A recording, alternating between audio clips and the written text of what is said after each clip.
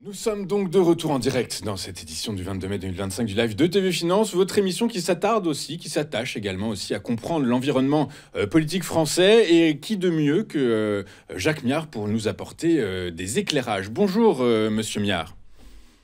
Bonjour cher ami, haut les cœurs. Merci beaucoup, Monsieur Miard et Monsieur Jacques Miard, d'être avec nous ce matin, d'avoir accepté notre invitation. Vous êtes maire LR de Maisons Laffitte. Monsieur Miard, à 2 ans de la présidentielle, je suis désolé, mais la droite républicaine semble encore à la peine. Quel est, selon vous, le nœud du problème? Est-ce que c'est le fond idéologique, l'incarnation ou bien finalement l'organisation politique? Vous savez, il ne faut pas prendre et mettre, je dirais, procéder à des plans sur la comète à 2 ans des élections. C'est un long chemin et il est évident qu'il faut y travailler. Et pour rien vous cacher, j'ai voté et je suis un partisan de Bruno Retailleau. Donnez-lui le temps de parfaire, je dirais, à la fois le projet, à la fois, je dirais, la renommée. Et aujourd'hui, je pense que c'est bien parti, mais on n'est pas arrivé au bout. Comme je lui ai dit dans les messages que je lui adresse et auxquels il me répond, au boulot. Maintenant, il faut travailler. Il faut travailler à la fois, je dirais, le fond et aussi, je dirais, l'aspect global, parce qu'on est dans un monde dans lequel les idées sont portées par les hommes. Je pense que Bruno Retailleau a beaucoup de talent, a beaucoup, bien évidemment, de sérénité, ça c'est important. Il apparaît comme un homme d'État de plus en plus et je souhaite qu'il continue. Et pour rien vous cacher, je suis certain qu'il va aussi s'appuyer sur Wauquiez, qui est un homme bouillant, qui est un homme plein d'idées.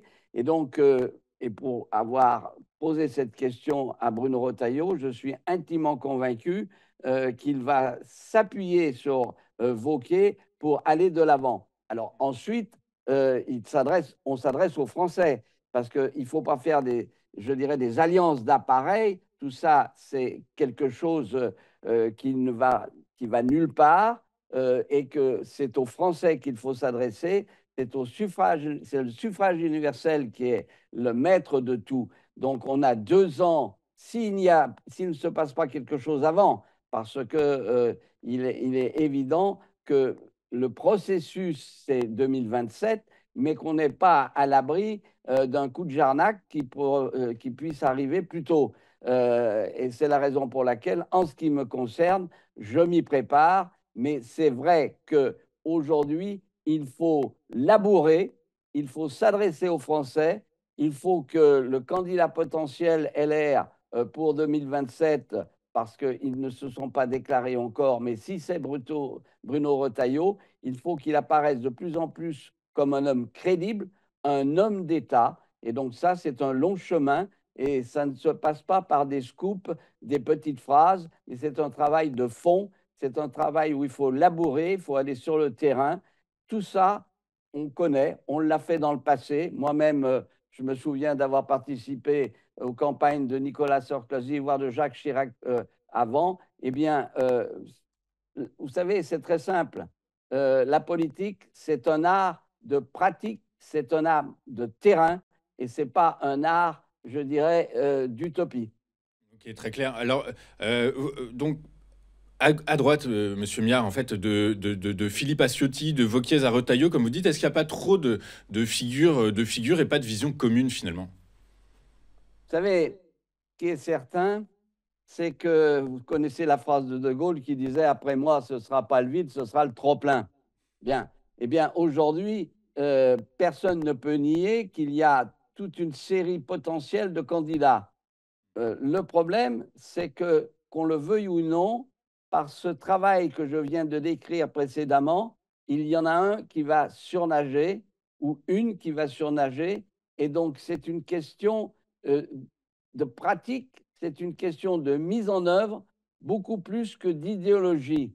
Les Français attendent du futur chef de l'État qu'il résolve un certain nombre de problèmes, que ce soit bien sûr le chômage, le pouvoir d'achat, qui est l'une des questions majeures aujourd'hui, la réduction de la dette qui passe certainement par une modification des traités européen, car il n'y a aucune solution aujourd'hui à la dette française dans le cadre des traités européens. Il faut le savoir, et ceux qui vous disent le contraire, c'est faux. Ce n'est pas en rabotant qu'on va y arriver. Bien sûr qu'il faut faire des économies, ça c'est clair. Il y a un multiple doublon en France, notamment avec le 10 000 territorial, mais ça, ce sera assez difficile et il faut trouver d'autres solutions.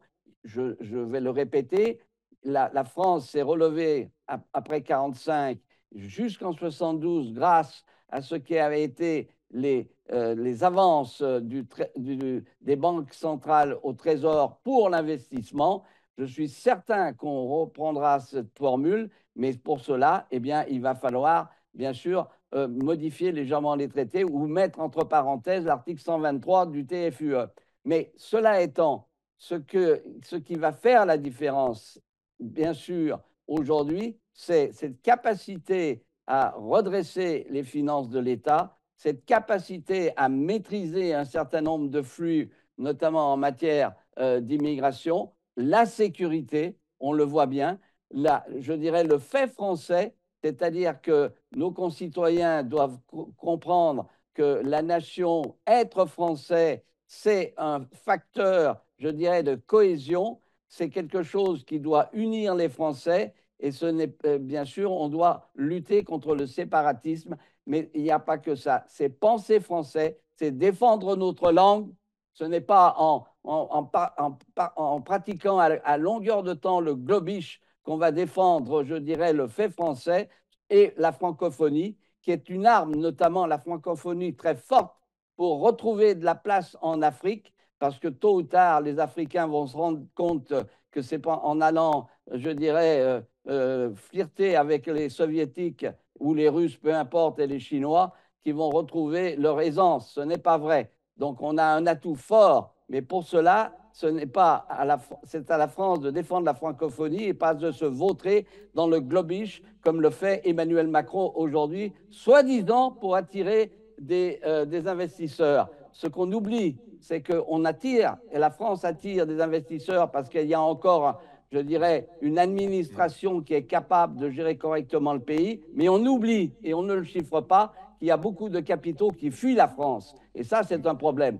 Donc, il faudrait qu'on sache exactement quel est le rapport, parce qu'aujourd'hui, je me souviens d'une étude qui avait été faite dans le passé, où la France était la première exportatrice de capital au monde. Mais, donc, je ne sais pas aujourd'hui où on en est. Monsieur Miard, du coup, par la force des choses, vous parlez de sécurité, immigration, vous dites qu'il faut défendre la langue française, revenir aux Français. Est-ce que finalement l'élection de Bruno Retailleau à la tête des LR est peut-être comprise comme un repli sur l'identité conservatrice finalement, plus que sur un projet crédible qui pourrait porter les LR à la présidence en 2027? C'est pas du tout un repli, c'est la volonté que la France existe, qu'elle tienne son rang.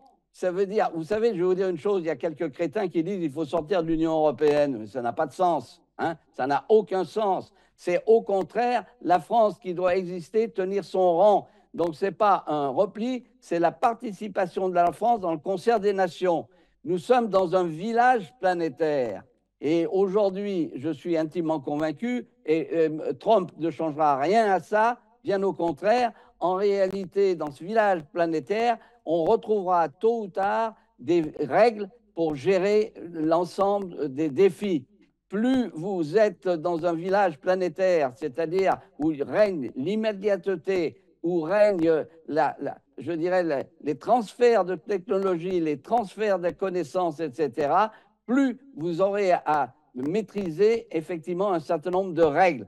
Et l'isocialisme, ça n'existe pas dans un village planétaire et Trump va l'apprendre très rapidement. Alors bien sûr, il est focalisé sur la Chine, mais il n'en demeure pas moins que les Chinois qui sont assez sages, sauf si bien sûr ils attaquent Taipei, ce que je ne crois pas actuellement, eh bien ils vont devoir, je dirais, trouver des règles.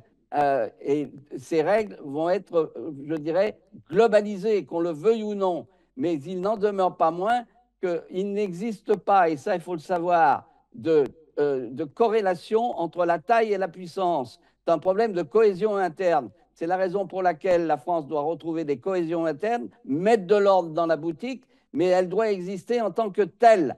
Ce qui ne veut pas dire qu'elle va se replier, ça veut dire qu'elle va participer et qu'elle doit être capable de dire non quand c'est nécessaire. Alors, notamment dans l'Internet, moi je rigole beaucoup aujourd'hui parce qu'on dit, tiens, les Européens doivent retrouver l'Internet. Il y a quelques années en arrière, j'avais dit qu'il fallait nationaliser Internet. Et c'est bizarre, aujourd'hui on y vient, mais on aurait dû y penser avant, parce que c'est évident que c'est une machine américaine dans laquelle nous sommes totalement tributaires des Américains qui peuvent couper. Et ils l'ont fait notamment jadis avec la Libye et autres, même si c'est très difficile de couper complètement. Il est clair que nous devons retrouver la maîtrise du numérique, et cette maîtrise du numérique, elle passe certainement au niveau européen, parce qu'on serait, je dirais, c'est une nécessité, mais il est aujourd'hui non moins vrai quand j'entends dire qu'il faut avoir des contrats de confiance avec les Américains dans l'iCloud américain. Je suis sidéré parce que toutes les informations vont passer à la CIA rapidement. Euh, Jacques Miard, dans une interview très récente, Dominique de Villepin a dit ne plus distinguer la ligne des Républicains de celle de Marine Le Pen. En tant que gaulliste, comment est-ce que vous percevez cette critique? Est-ce que la droite républicaine est en train de perdre son âme d'une certaine façon, selon Dominique de Villepin? Je crois que Dominique de Villepin, que je connais un peu, se laisse aller à quelques phrases pour exister. C'est aussi simple que ça. Il cherche où il est parfois il a de bonnes réactions, mais là il en fait un peu trop et il est tout seul. Il est tout seul. Donc ce n'est pas en étant tout seul qu'on va pouvoir, je dirais, accéder à une stratégie collective. Cet homme est tout seul, il fait des petites phrases pour exister, point barre. Donc pas rien de plus. Donc c'est pas Dominique Guillotin, notons-le quand même, hein, qui connaît un regain de popularité dans l'opinion. Donc c'est pas le signe d'un vide dans le débat public en fait finalement. Moi, je crois que Dominique de Villepin, je ne vais pas m'éterniser là-dessus, puisque j'ai déjà connu, je sais très bien comment il agit. Ce qui est évident, c'est qu'on ne peut pas, je dirais, gagner une élection présidentielle sans avoir derrière soi de multiples relais. C'est-à-dire un appareil, qu'on le veuille ou non, on critique beaucoup les partis politiques. Moi-même, je ne suis pas un homme d'appareil, parce qu'il m'est arrivé de prendre souvent des positions à l'encontre même du gouvernement que je soutenais parce que j'estimais devoir le faire. Il n'en demeure pas moins qu'aujourd'hui, il faut avoir une équipe derrière soi, et ce n'est pas en étant une voix isolée, je dirais, parmi le monde médiatique, que l'on fait une politique qui a une chance de gagner. Donc c'est la raison pour laquelle j'écoute de temps à autre, bien sûr, ce que dit Dominique de Villepin, avec lequel je peux être parfois d'accord, mais je vois très bien que c'est un homme seul et qui va le rester parce qu'il n'a pas toujours la capacité justement de rallier à lui des appareils, de rallier à lui un débat collectif qui est nécessaire pour gagner. Bah, écoutez, dernière question, Monsieur Miard. Pour les prochaines municipales, vous avez décidé de ne pas vous représenter. Ceci étant, vous n'en restez pas moins un homme très proche du terrain. Est-ce que, selon vous, la reconquête politique doit partir des territoires plus que d'un appareil parisien que les Français considèrent comme déconnecté? Mais je vais vous dire une chose. Alors, je tiens à vous dire et à préciser à l'ensemble des personnes qui nous voient et nous écoutent, je serai candidat aux élections législatives.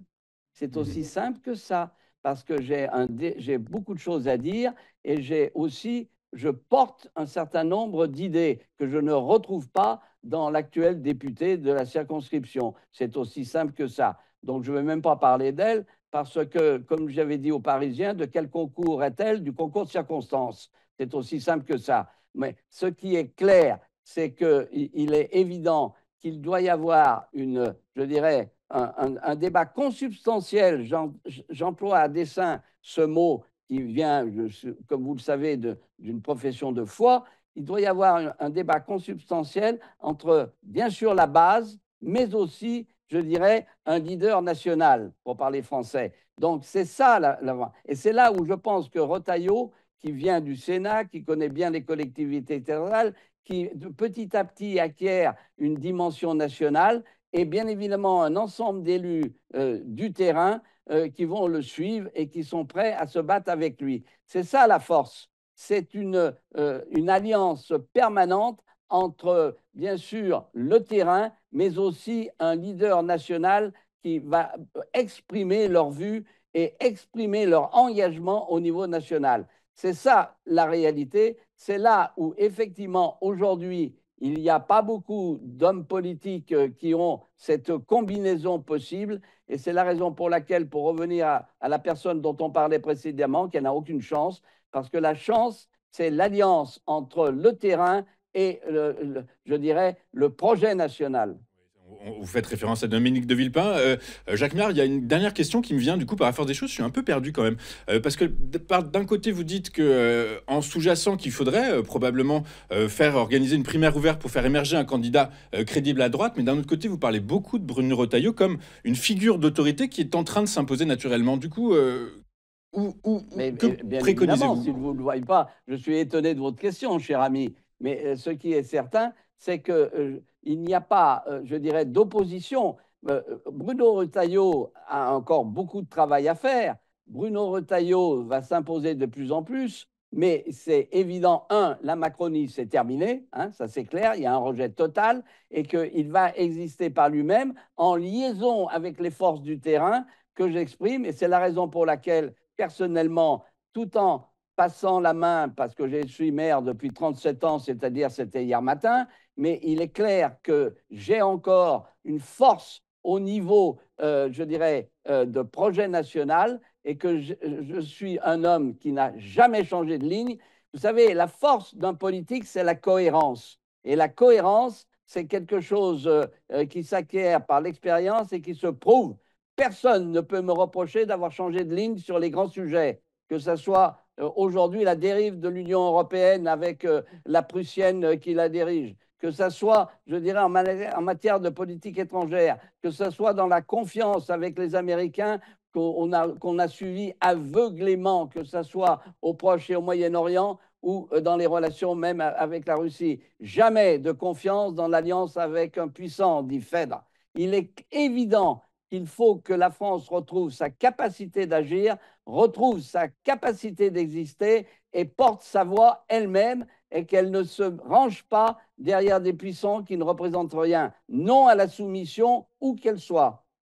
Écoutez, merci beaucoup. On va finir sur ces mots-là, monsieur Jacques Miard. Merci beaucoup d'avoir été avec nous ce matin, monsieur Miard, maire de Maison Lafitte, LR, maire sortant et candidat aux prochaines législatives. Merci beaucoup, Jacques Miard. Je vous souhaite une excellente journée. Je vous donne rendez-vous. Al-salam alaikum, al-salam. Je vous donne Pour parler rendez-vous la très langue, bientôt. il faut apprendre. Exactement. Merci, monsieur Miard. À très bientôt. Nous, de notre côté, on va marquer une dernière courte page de publicité et on se retrouve dans un instant pour la suite et la fin de cette édition. À tout de suite sur TF1.